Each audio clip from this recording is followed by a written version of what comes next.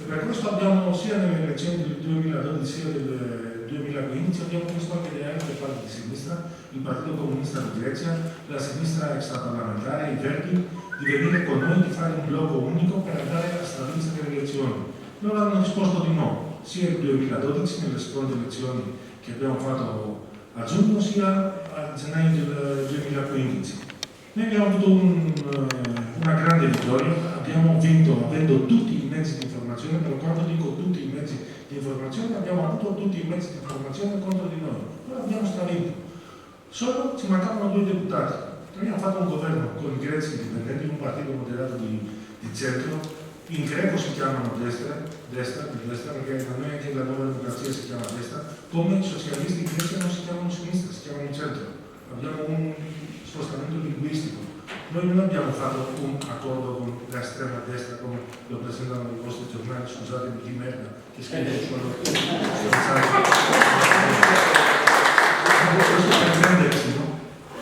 e sapevamo molto bene anche prima che dopo dovevamo fare dei tagli, con una cosa importante. Il governo precedente aveva già accordato con questi mostri di Bruxelles, di Berlino e di Francoforte che dovevamo tagliare stipendi e pensioni, e noi dicevamo che noi andremo a fare un'altra operazione, e questa che cerchiamo di fare, poi ve lo spiego.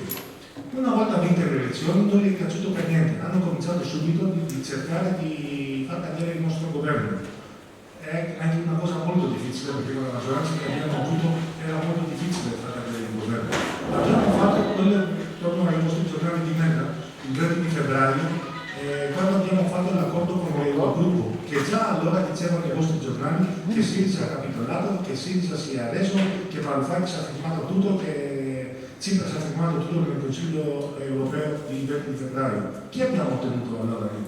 Abbiamo ottenuto una cosa molto importante, abbiamo fatto mettere a solito che hanno provocato una crisi umanitaria.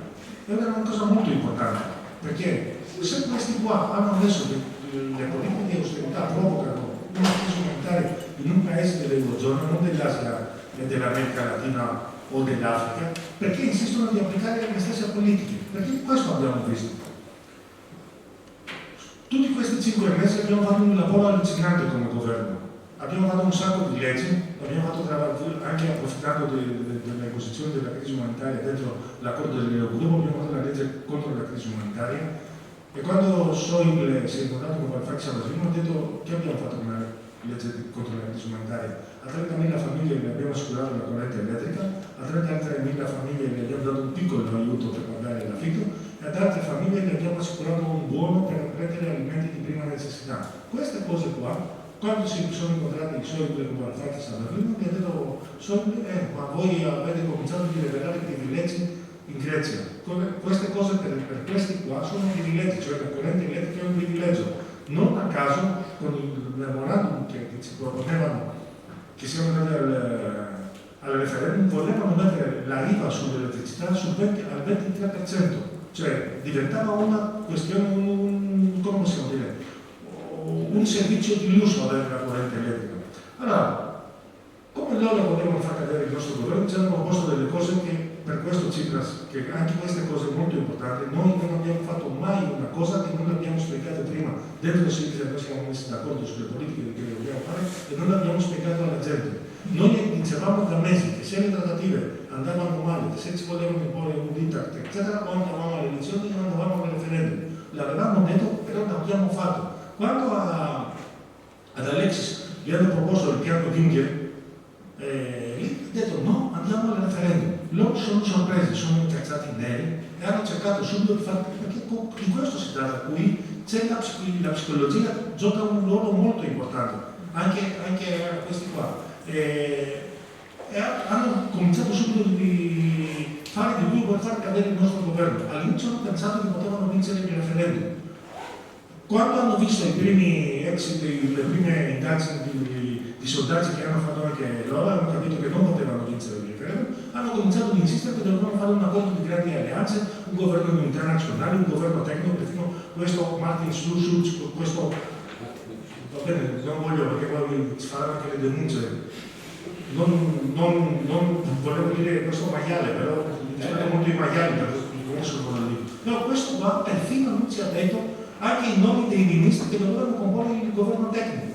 Come si permetteva quel socialdemocratico del cazzo proprio? Questi qua non hanno più niente che dissociare dentro le loro politiche. Si permette al Presidente del Parlamento europeo di dare indicazioni di voto e di dire anche che dobbiamo cambiare un governo democraticamente eletto in Europa. Questo abbiamo avuto. Quando hanno visto che con il referendum andavamo a stravincere, noi abbiamo stravinto non perché abbiamo preso il 62%, perché molta gente non ha potuto andare a votare, perché molti inglesi votano nei loro paesi di origine, non avevano i soldi e il tempo come si è convocato il referendum, andavamo a superare il 70%. Però anche lì siamo stati intelligenti perché il referendum, e questa è una cosa molto importante anche per le questioni interne del Sisa, l'abbiamo convocato non come diceva Grillo, Salvini e perfino Renzi, euro, dracma, contro le politiche di austerità, che queste proposte che ci facevano, che ci proponevano, non le potevamo accettare. E che è successo allora da dopo il referendum e quello che è successo fino ad oggi? Quando loro hanno visto che noi abbiamo stravinto, io lo dico perché noi che siamo stati paesi occupati dai tedeschi capiamo molto bene quello che voglio dire ora. Noi abbiamo subito, a parte tutte queste porcherie che hanno fatto prima, abbiamo subito una vera e propria rappresaglia. Voi avete alzato la testa? Oh, che ne so, per ogni greco che alza la testa fuciliamo 10. Questo era il concetto di Merkel e della politica che hanno cercato di imporre dopo. Si sono accattiviti tantissimo, hanno cominciato a chiedere mali e monti. Però anche lì non gli è passato quello che volevano. Torno sui vostri giornali di merda, perché continuano a scrivere quello che continuano a scrivere. Qual è la differenza tra l'accordo che abbiamo rifiutato con il referendum e quello che ha firmato il nostro governo? Ci sono delle cose molto importanti dentro. Prima cosa, c'è un riferimento per il debito. Dopo la prima valutazione che si farà a ottobre-novembre, si pone il problema del debito greco. Tutti ormai non dicono che quella cosa che non volevano più sentire parlare del debito, ora la questione è quando sarà profondo il taglio, l'allungamento, come lo risolveremo. Una volta però parlando del debito greco, si parla dei debiti. Questa è una grande vittoria. Finalmente in Europa si dice che questi debiti sono impagabili. Finalmente. E questa è una grande conquista. E su questa cosa qua noi dobbiamo costruire la nostra politica per i prossimi mesi e per i prossimi anni per far eliminare i debiti da tutto il sud Europa. E se parliamo di debiti, voi siete in prima fila con il super debito che avete, perché il vostro debito, la somma di tutti gli altri debiti di Spagna, Portogallo, Irlanda, noi, eccetera, eccetera, non arriva al vostro. Però dobbiamo approfittare di questa situazione. La seconda cosa molto importante, che quando, io lo dico anche perché coincideva con il tempo libero di Renzi, quando Alexi stava a Bruxelles, a Berlino, a trattare con Hollande, con Draghi, con Lagarde e con Juncker e con Merkel sull'Europa e Merkel insisteva per fare la Eurozona di 2 velocità e noi l'abbiamo rifiutato categoricamente anche all'ultimo quando è venuto Schäuble e voleva mettere la moneta parallela che poi l'ha chiamata lui, cioè questa moneta che poteva essere una moneta dentro all'interno della Grecia diversa e calcolata in euro eccetera eccetera che noi l'abbiamo rifiutata. È una cosa molto importante, perché se l'accettavamo noi, l'avevate oggi anche voi, i portoghesi, gli spagnoli, perché questo era il progetto. Una volta che chiedono uno, poi tutti gli altri che sono nelle stesse condizioni, dopo qualche mese, come con il memorandum, come con la lettera della BCE che vi ha mandato, che praticamente sono le cose che vi memorandum anche queste qua. Le applicano a tutti. Allora abbiamo salvato anche gli altri paesi con la nostra resistenza di non avere una eurozona di 2 velocità. Già abbiamo una Europa di 2 velocità, perché sempre pensate al massacro sociale che hanno fatto in Romania, in Bulgaria, in Lettonia, non questi che dovevano avere le luci della democrazia occidentale, che fine hanno fatto con i loro diritti, eccetera, eccetera. Sono andati via da Ceausescu e hanno trovato il Fondo Monetario Internazionale, voglio dire, no? Allora, questa cosa è un'altra grande vittoria. La terza cosa molto importante, noi abbiamo il programma che ci proponeva Juncker, che siamo qui nel referendum, voleva dei tagli di 15 milioni in 2 anni. No?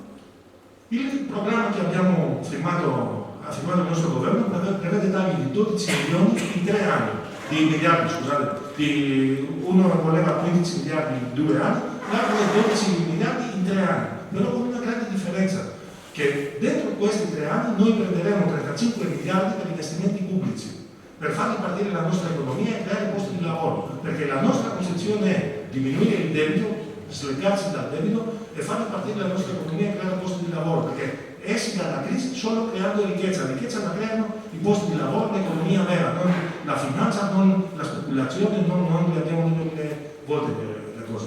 Ci sono delle cose dentro questo accordo che non ci piacciono per niente, però noi le consideriamo transitorie, perché una volta che noi saremo in grado di far ripartire la nostra economia, possiamo anche eliminare molte di queste cose che probabilmente ora nelle trattative che saranno sulle leggi applicative potremo anche accettare. Ci sono una cosa che siamo molto sensibili, sono le privatizzazioni, perché noi abbiamo resistito alle privatizzazioni e non le vogliamo le privatizzazioni.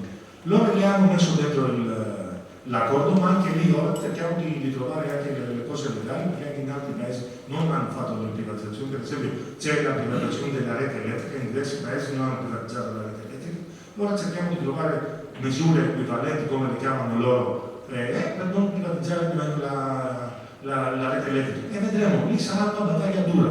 Però la cosa importante che si è fatto con questo accordo è questo, perché loro con una pistola alla testa ci hanno detto o farete il fallimento subito, questo è, o uscite dall'euro, cioè praticamente andate a entrare in una valutazione allucinante con tutte le conseguenze, o accettate questo accordo. Alla fine abbiamo scelto la cosa peggiore, perché per il fatto che abbiamo messo anche delle cose che ci interessavano a noi, lasciano la possibilità al nostro paese, facendo politica, facendo lobby, eccetera, eccetera, non sono cose regalate, sono cose da lottare e lottare. Non abbiamo l'illusione che la cosa finisse con l'aumento dell'IVA, perché anche queste cose, le porcherie che hanno fatto i vostri giornali, ma anche nel resto dell'Europa, di far presentare questa cosa come una questione di aumento di IVA di qua, le tasse agli armatori là, l'età pensionabile perché prendevano la pensione ai 53 anni, perché la sinistra che governava da secoli in Grecia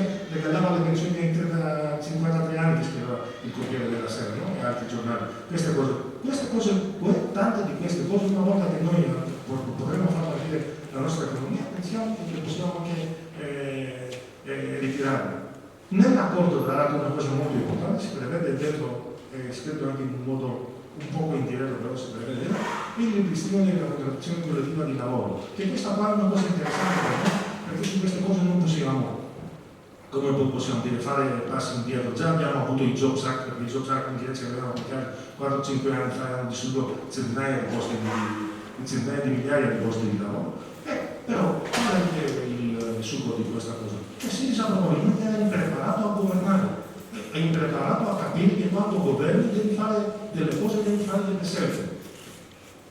Si sapeva molto bene dove andavamo, si sapeva molto bene che dovevamo scegliere.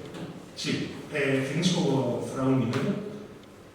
E molti dei nostri compagni che appartengono, io provengo dalla sinistra del comunismo democratico, la chiamerei del neocomunismo, sono di una cultura un po' diversa da molti compagni che stanno dentro Syriza.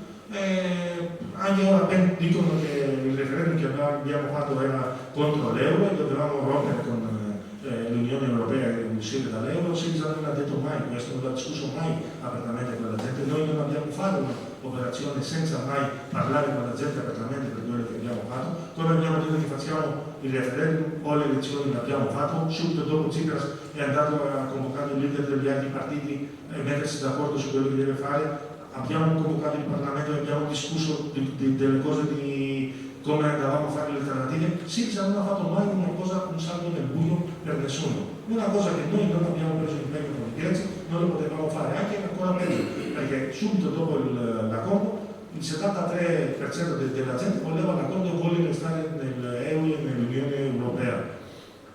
Ora dentro Syriza, poche ore fatte, 17 membri del Comitato Centrale sono della corrente di COE dei marxisti-leninisti, non lo so che faranno i nostri compagni che vengono dalle componenti trotskiste o i nostri compagni che sono un poco di più ancora, che vengono dall'ex partito comunista di Grecia che li aveva eliminati anni fa la corrente di Lafazanis. Siamo in una fase delicata, ma anche su questa cosa io lo dico non perché come posso dire, per dire che Tsipras ha ragione, perché probabilmente abbiamo fatto anche dei sbagli, probabilmente abbiamo fatto dei sbagli anche su questo dobbiamo discutere, però una cosa molto importante, su qualsiasi cosa deve parlare la gente. Noi non andremo a fare, questo ci sarà dichiarato benissimo, non andremo a fare un governo con altri, perché la gente quando abbiamo fatto le elezioni, dove siete venuti anche voi, hanno votato Siriza. Siriza non può fare il governo, né con i campani, né con i socialisti,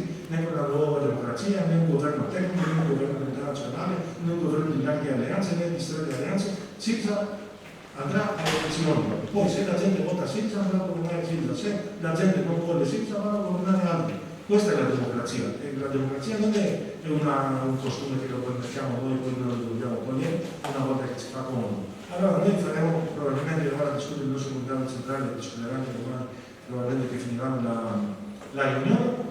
Faremo probabilmente un congresso a dicembre. Alex ha chiesto anche se non vogliono un referendum subito la domenica che viene, se i nostri militanti membri sono a favore o contro questo accordo, o altrimenti un congresso a settembre e andare alle elezioni probabilmente a novembre.